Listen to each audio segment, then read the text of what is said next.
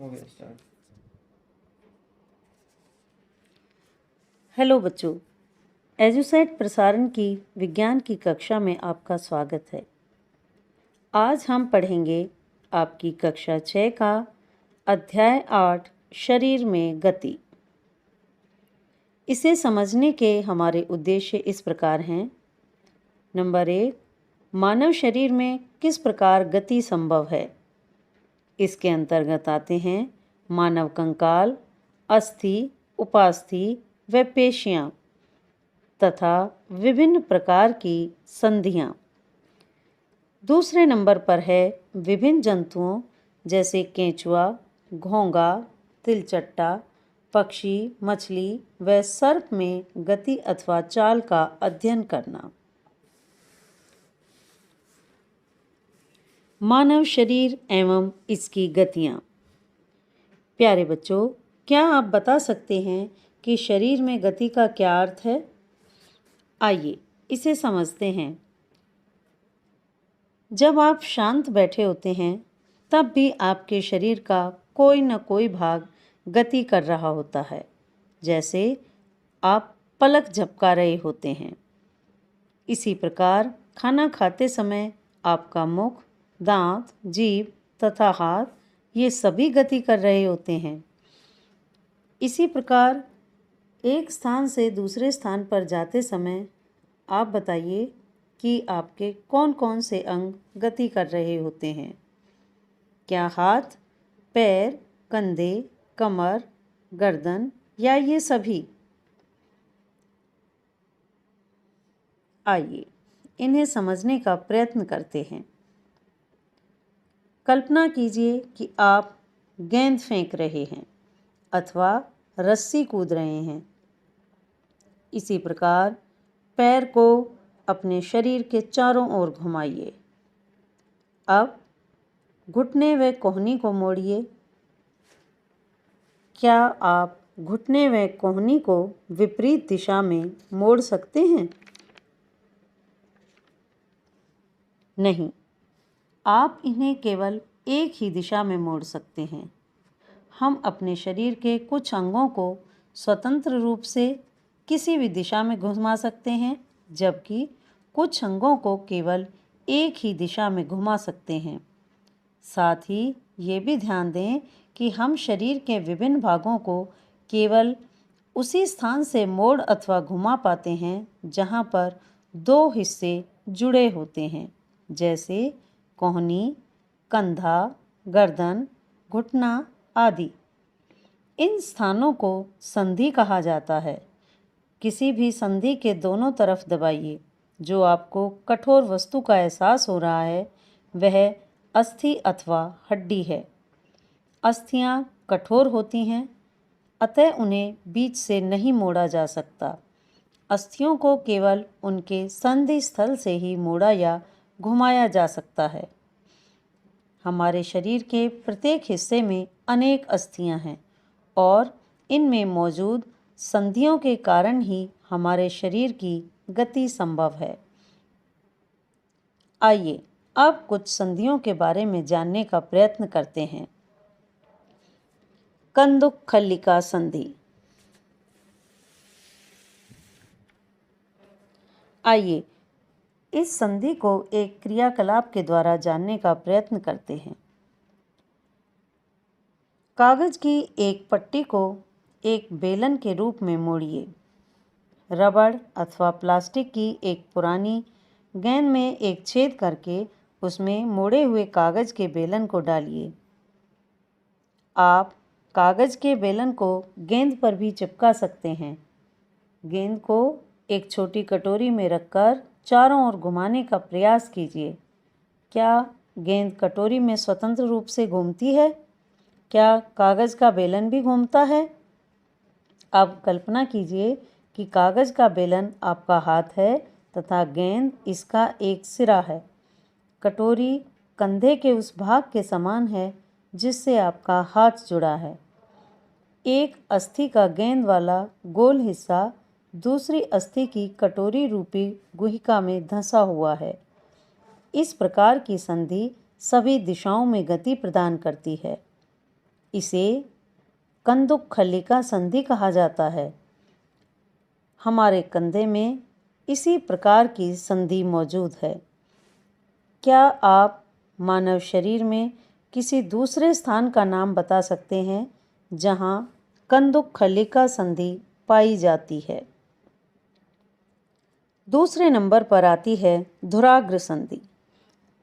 गर्दन तथा सिर को जोड़ने वाली संधि धुराग्र संधि है। इसके द्वारा सिर को आगे पीछे या दाएं और बाएं घुमा सकते हैं।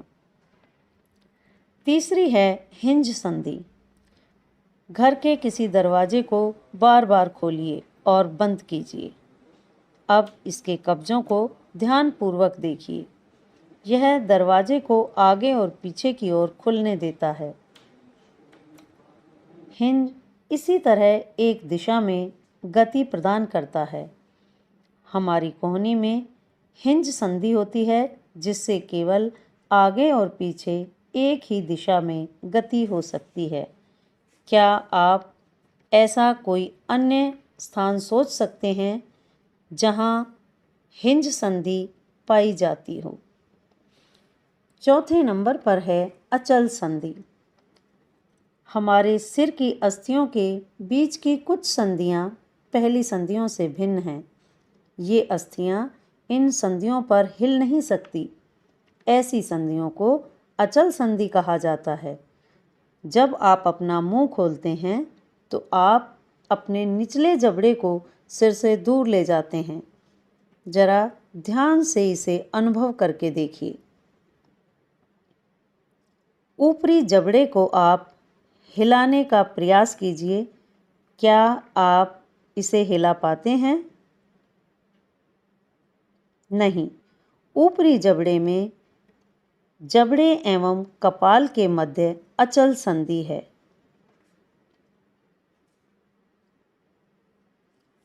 मानव कंकाल। प्यारे बच्चों, क्या आपने कभी दशहरे के समय रावण का पुतला बनते हुए देखा है? उसे बनाने के लिए पहले एक ढांचा तैयार किया जाता है।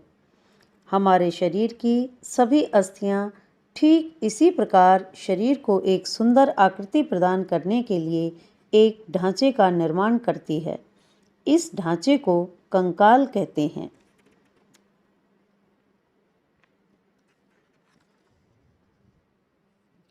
शरीर के कुछ अंगों में मौजूद अस्थियों और उनकी संख्या तथा आकृति के बारे में हमें तब पता चलता है जब हम उनका अनुभव करते हैं। एक्सरे चित्र से हमें शरीर की सभी कठोर अस्थियों की आकृति व संख्या का भी पता चलता है।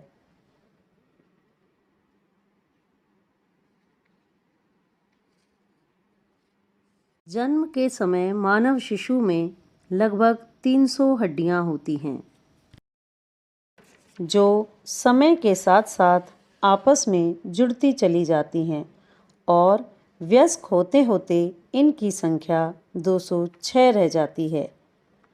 आइए इसका अध्ययन करते हैं।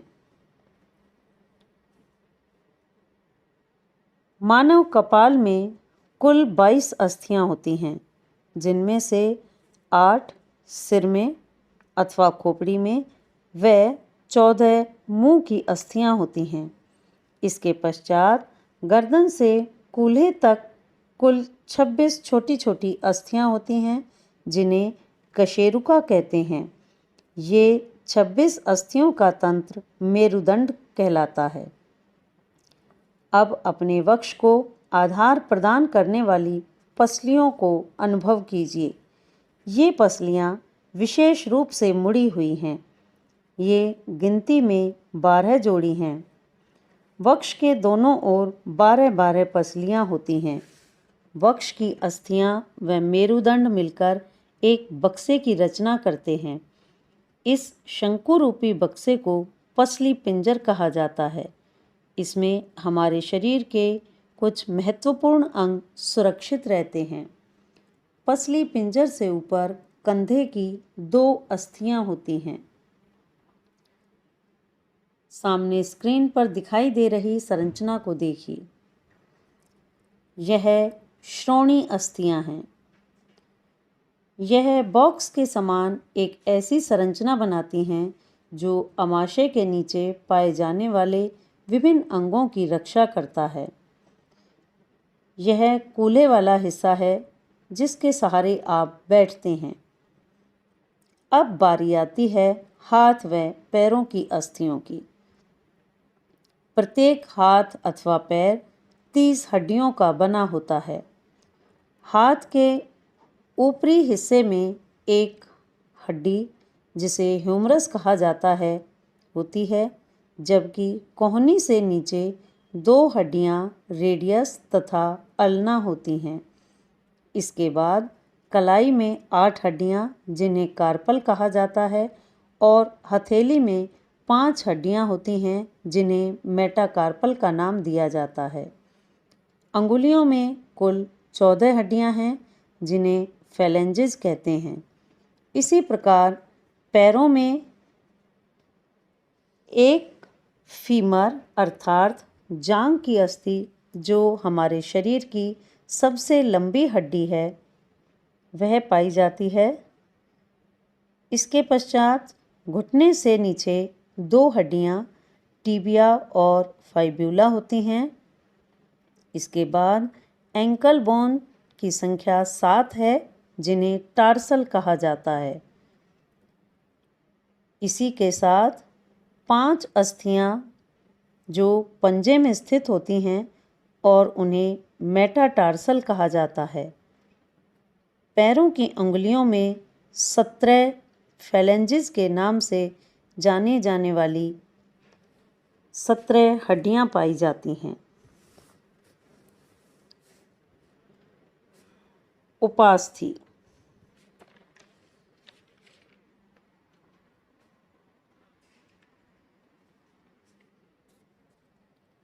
उपास्थि कंकाल के अतिरिक्त कुछ अंग अन्य भी हैं जो हड्डियों जितने कठोर नहीं होते और जिन्हें मोड़ा जा सकता है।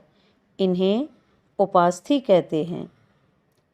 अस्थि और उपास्थि में यही अंतर है कि अस्थियां अधिक कठोर होती हैं, उन्हें मोड़ा नहीं जा सकता, जबकि उपास्थि अस्थियों की अपेक्षा मुलायम होती हैं और उन्हें मोड़ा जा सकता है। कान का ऊपरी भाग उपास्थि का बना होता है। हमारे शरीर की संधियों में भी उपास्थि पाई जाती है। पेशी। आइए अब एक क्रियाकलाप के द्वारा पेशियों की कार्यविधि को समझने का प्रयास करते हैं। अपने एक हाथ की मुट्ठी बनाइए। मुट्ठी के अंगूठे से इसी बाजू के कंधे को छूने का प्रयास कीजिए। क्या आप अपनी ऊपरी भुजा में कुछ परिवर्तन अनुभव कर रहे हैं? दूसरे हाथ से इसे छू कर देखिए। क्या आपको कुछ उभरा हुआ भाग दिखाई दे रहा है? जी हाँ, इसे पेशी कहते हैं। संकुचित होने के कारण पेशियां उभर आती हैं, अर्थात वे जब इकट्ठी होती हैं तो बाहर की तरफ उभर आती हैं। अब आप अपने हाथ को पुनः सामान्य स्थिति में लाइए। अब इन पेशियों का क्या होता है? क्या ये अब भी संकुचित अवस्था में हैं? नहीं। चलते अथवा भागते समय आप अपने पैरों की पेशियों में इसी प्रकार का संकुचन देख सकते हैं। संकुचन की अवस्था में पेशी छोटी, कठोर एवं मोटी हो जाती है। तब यह अस्थि को खींचती है। किसी अस्थि को गति प्रदान करने के लिए 2 पेशियों को संयुक्त रूप से कार्य करना होता है। जब 2 पेशियों में से कोई एक सिकुड़ती है तो अस्थि उस दिशा में खिंच जाती है। युगल की दूसरी पेशी शिथिल हो जाती है, अर्थात ढीली हो जाती है, लंबाई में बढ़कर पतली हो जाती है।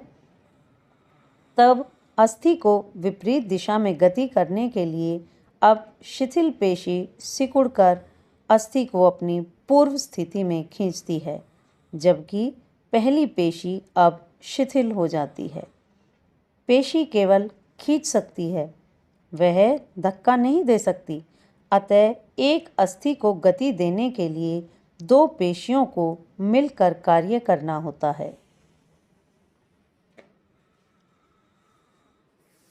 चलिए अब समझते हैं विभिन्न जंतुओं के अंदर किस प्रकार से गति होती है। सबसे पहले अध्ययन करते हैं केंचुए की चाल का।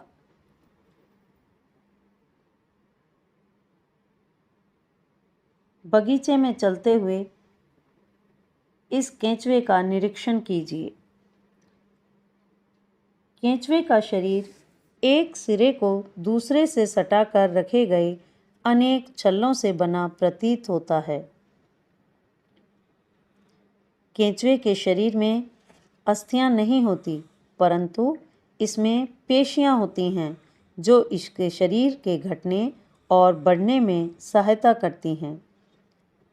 चलने के दौरान केंचुआ अपने शरीर के पश्च भाग को भूमि में जकड़े रहता है तथा अग्रभाग को फैलाता है। इसके बाद वह अग्रभाग से भूमि को पकड़ता है तथा पश्च भाग को स्वतंत्र कर देता है।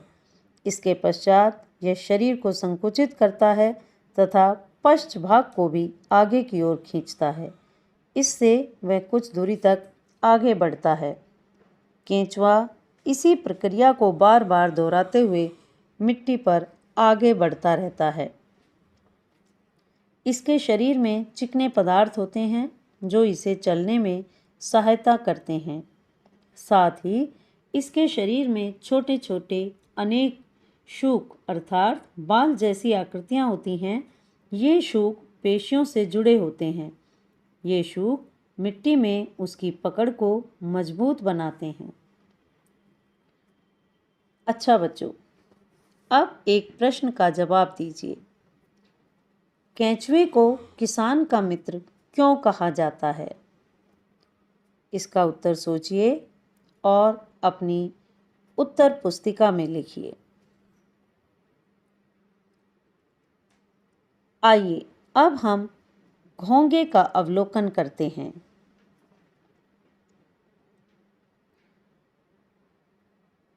इस घोंगे को देखिए, इसकी पीठ पर एक गोल संरचना है। इसे कवच कहते हैं और यह घोंगे का बाह्य कंकाल है, परंतु यह अस्थियों का नहीं बना होता। यह कवच एकक होता है और यह घोंगे को चलने में कोई सहायता नहीं करता। यह सिर्फ घोंगे के साथ खिंचता चला जाता है।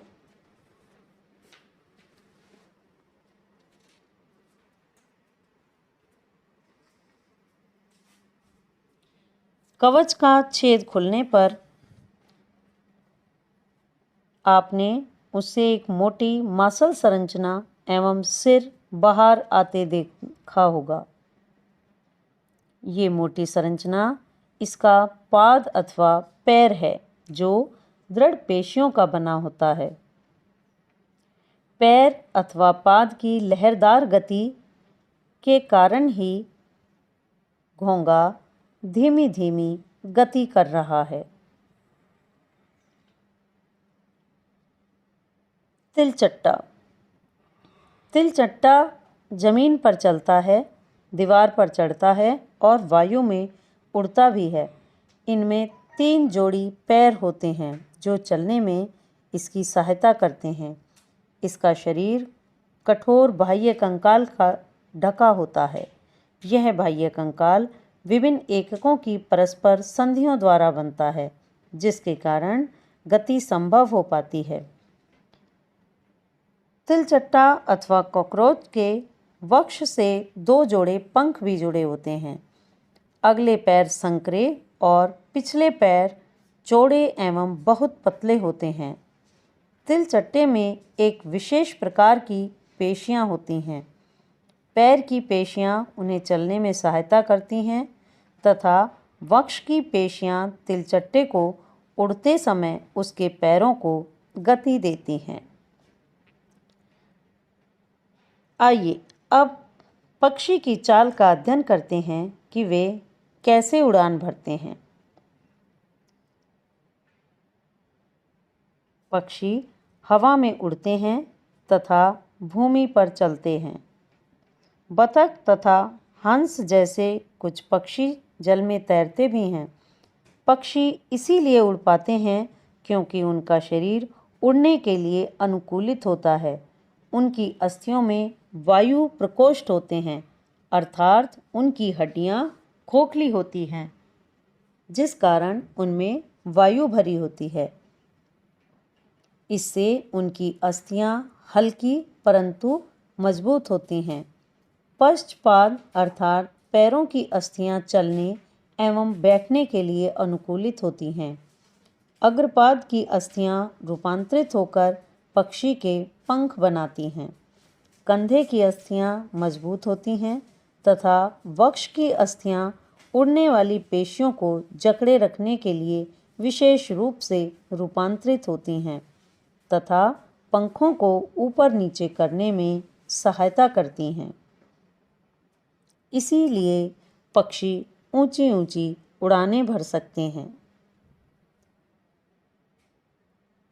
अब बारी आती है जल की रानी मछली की।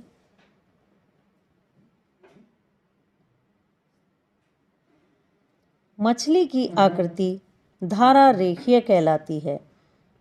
इसकी विशेष आकृति के कारण जल इधर उधर बाहर निकल जाता है और मछली जल में सरलता से तैर सकती है। मछली का कंकाल दृढ़ पेशियों से ढका रहता है।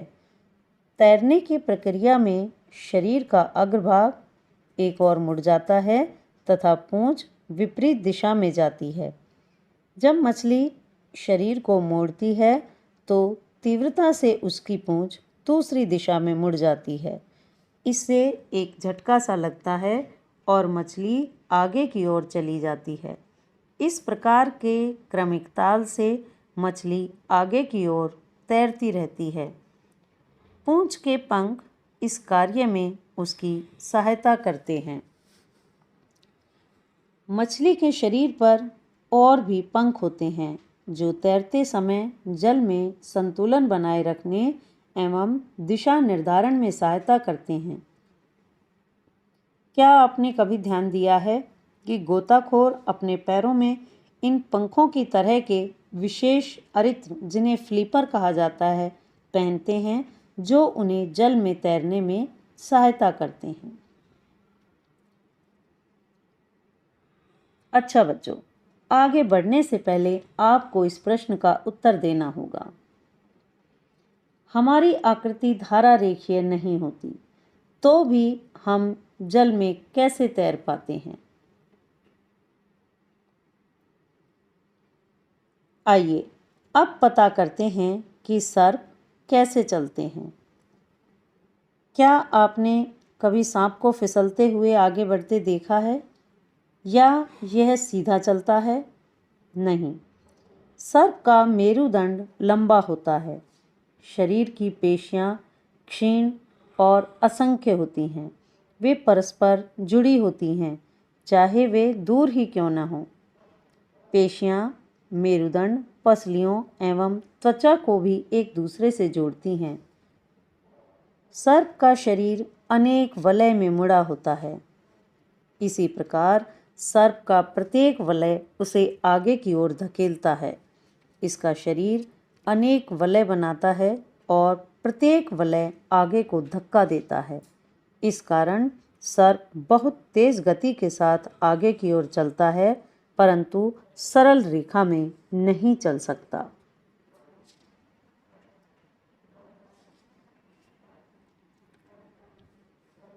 प्यारे बच्चों, आज आपने अनेक जंतुओं में गति के विषय में रोचक जानकारी प्राप्त की। आइए एक बार पुनः इस अध्याय का अवलोकन करते हैं। अस्थि एवं उपास्थि मानव कंकाल बनाते हैं। यह शरीर का पिंजर बनाता है और इसे एक आकृति भी देता है। कंकाल चलने में सहायक है और आंतरिक अंगों की सुरक्षा करता है। मानव कंकाल, खोपड़ी, मेरुदंड, पसलियों, वक्ष की अस्थि, कंधे एवं श्रोणि मेखला तथा हाथ एवं पांव की अस्थियों से बनता है। पेशियों के जोड़े के एकांतर क्रम में सिकुड़ने एवं फैलने से अस्थियां गति करती हैं। अस्थियों की संधियां अनेक प्रकार की होती हैं। यह उस संधि की प्रकृति एवं गति की दिशा पर निर्भर करता है। पक्षियों की दृढ़ पेशियां तथा हल्की अस्थियां मिलकर उन्हें उड़ने में सहायता करती हैं। ये पंखों को फड़फड़ा कर उड़ते हैं। मछली शरीर के दोनों ओर एकांतर क्रम में वलय बनाकर जल में तैरती है। सर्प अपने शरीर के दोनों ओर एकांतर क्रम में वलय बनाते हुए भूमि पर वलयाकार गति करता हुआ आगे की ओर फिसलता है। बहुत सारी अस्थियां एवं उससे जुड़ी पेशियां शरीर को आगे की ओर धक्का देती हैं। तिलचट्टे का शरीर एवं पैर कठोर आवरण से ढके होते हैं जो बाह्य कंकाल बनाता है। वक्ष की पेशियां 3 जोड़ी पैरों और 2 जोड़ी पंखों से जुड़ी होती हैं जो तिलचट्टे को चलने एवं उड़ने में सहायता करती हैं। कैंचवे में गति शरीर की पेशियों के बारी बारी से विस्तरण एवं संकुचन से होती है। शरीर की अधः सतह पर शूक केंचुए को भूमि पर पकड़ बनाने में सहायक हैं। घोंगा पेशीय पाद की सहायता से चलता है। तो बच्चों, इस पाठ में हमने ये जानकारियाँ प्राप्त की। इनके बारे में विस्तृत जानकारी हम आने वाली कक्षाओं में पढ़ेंगे। धन्यवाद।